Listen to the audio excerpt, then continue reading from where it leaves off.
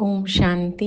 आज बाबा की सैटरडे की मुरली है और आज की मुरली में बहुत सी बातें हैं सुनने और समझने लायक।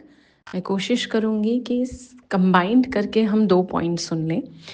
पहली बात, आज बाबा ने बोला है याद में ना थकना नहीं है कभी भी।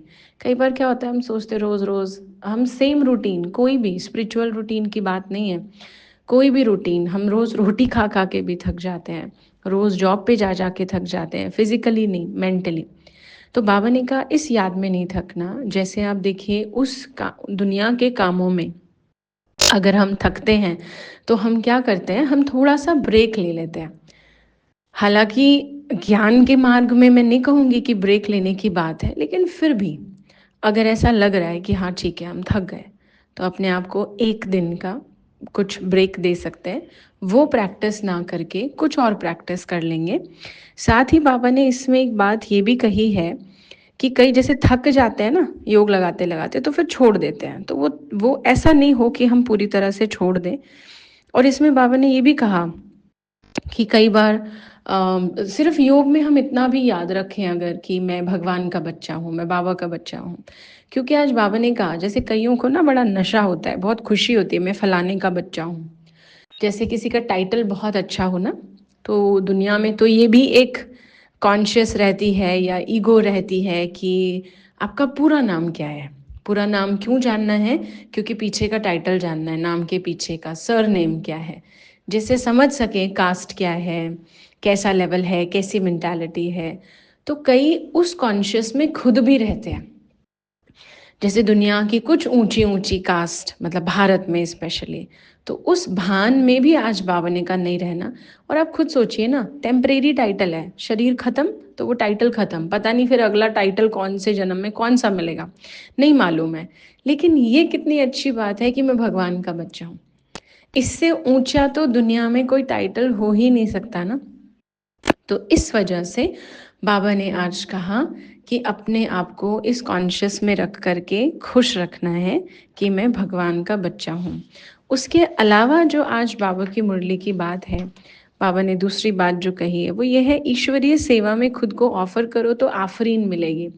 मतलब थैंक्स रिसीव होगा या दुआएं मिलेंगी अगर हम भगवान की किसी ना किसी सेवा की रिस्पॉन्सिबिलिटी ले लेते हैं और खुद से ऑफर करना होता है। जैसे जो आप में से जहाँ भी कनेक्टेड है, जहाँ भी जाते हैं, तो एक फ़र्ज़ होता है ना कि हम सोशल रिस्पॉन्सिबिलिटी भी होती है हमारी, या जहाँ जहाँ से भी हम कनेक्टेड है वहाँ के लिए भी हम सभी का एक फ़र्ज़ होता है।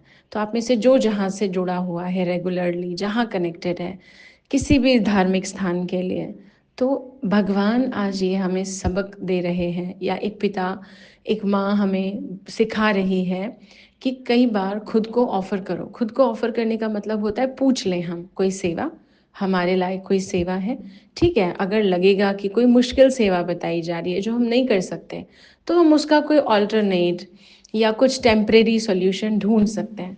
बट जैसे हम दुनिया के आगे खुद को ऑफ़र करके बैठे हैं, भगवान की सेवा के लिए भी ज़रूर ऑफ़र करना चाहिए। और मैं ऐसा समझती हूँ, मन की सेवा रोज़ करनी है, हर टाइम करनी है। तन की सेवा एटलीस्ट हफ्ते में 1 दिन टाइम निकालना चाहिए। वैसे तो हर सेवा रोज़ चाहिए, लेकिन तन की सेवा हफ्ते में 1 दिन भी कम से कम चलेगा। धन की सेवा हफ्ते में ना सही मंथ में 1 बार वो ज़रूर हो। किसी ना किसी रूप से हम भगवान के कामों में कनेक्टेड रहें, सहयोगी बने। और कोई बहुत बड़ा ऐसा कुछ है सेलिब्रेशन या कुछ, तो वो साल में 1 बार। तो ऐसी किसी ना किसी सेवा के लिए अपने आप को ऑफ़र करना है। फिर उसके अलावा आज बाबा ने बोला है, जैसे जो विकारी होते हैं ना, विकारी मतलब विशियस सोल्स, यानी कि जिनके अंदर काम, क्रोध, लोभ, मोह, अहंकार है, बाबा ने कहा उनकी शक्ल एकदम मुर्दे जैसी हो जाती है। क्योंकि क्या है ना, हर समय अगर विकार नहीं मिल रहा, उस विकार की तृप्ति नहीं हो रही है, तो दुखी या उदासी का अनुभव होगा। जैसे अगर मेरा ईगो सेटिस्फाई नहीं हो रहा, लस्ट की फीलिंग है, एंगर है, या अटैचमेंट है, और जिससे अटैचमेंट है वो पास में नहीं है, तो जो विकार का हमेशा एक फॉर्मूला क्या है कि अगर नहीं मिल रहा तो दुख, उदासी रहेगी, अगर मिल गया तो असंतुष्टता रहेगी। क्योंकि विकार हमारे को सेटिस्फाई नहीं कर सकते। जैसे इस शरीर को लिक्विड फॉर्म में हमें पानी देना ज़रूरी होता है क्योंकि हम पानी से बने हैं। ऐसे ही आत्मा शांति, सुख, प्रेम, पवित्रता इन सब चीज़ों से बनी है। इसके अलावा हम अगर कुछ देंगे ना तो वो टेम्परेरी है, उससे कुछ नहीं मिलेगा। अब किसी को पानी की प्यास हो और आप उसे शरबत पिलाएं तो उसको शरबत नहीं चाहिए, वो टेम्परेरी सॉल्यूशन है। तो आत्मा को चाहिए शांति और प्रेम, और हम दे रहे हैं काम, क्रोध, लोभ, मोह, अहंकार, तो तड़पते रह जाएंगे सिर्फ। इसलिए बाबा ने बड़ा डीपली इस शब्द को बोला कि मुर्दे जैसी शक्ल अपनी ना रहे, ये ध्यान रखना है। और यहाँ तक कि बाबा ने कहा जैसे शराब पीते हैं या ऐसे किसी भी विकार में जाते हैं तो बाबा कह रहे हैं आयु छोटी हो जाती है। मतलब आप देख रहे हैं ना, कलयुग में भी कोई कभी भी जाता है, ऐसा नहीं है। मैं ये नहीं बोलूँगी कि हाँ वो विकारी हैं तभी जल्दी जाते हैं, लेकिन वाइसेस की इस दुनिया का इम्पैक्ट सब पर पड़ता है। जैसे वाइब्रेशंस हैं वैसा प्रभाव तो सब पर पड़ेगा ना। जैसे अगर बाहर दुनिया में कोई इन्फेक्शन हवा में फैला है तो जो जो उस हवा के कांटेक्ट में, चाहे घर में है चाहे बाहर, उस पर इम्पैक्ट तो आ सकता है ना।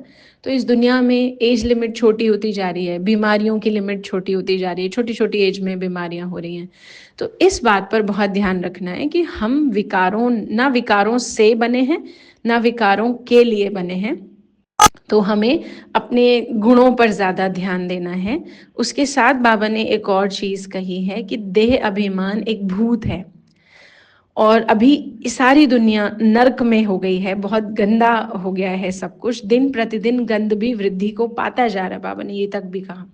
और इसमें संग का बहुत ध्यान रखना है, क्योंकि कई बार क्या होता है, हमारा इंटेंशन बहुत अच्छा है, हम चाहते हैं हम भगवान के लिए कुछ करें, हम विकारों में ना पड़े, लेकिन हमारा संग ऐसा है। अकेले में भी हमारा संग खराब होता है ना, कई बार फोन का, किसी ऐसे लिटरेचर का, किसी ऐसी बुक का, हम हर उल्टी चीज के एडिक्ट हो जाते हैं। लेकिन पॉजिटिव चीज में हमें ब्रेक चाहिए होता है, तो वो बहुत ध्यान रखने की बात है। तो ये है आज की मुरली के कुछ पॉइंट्स। ओम शांति।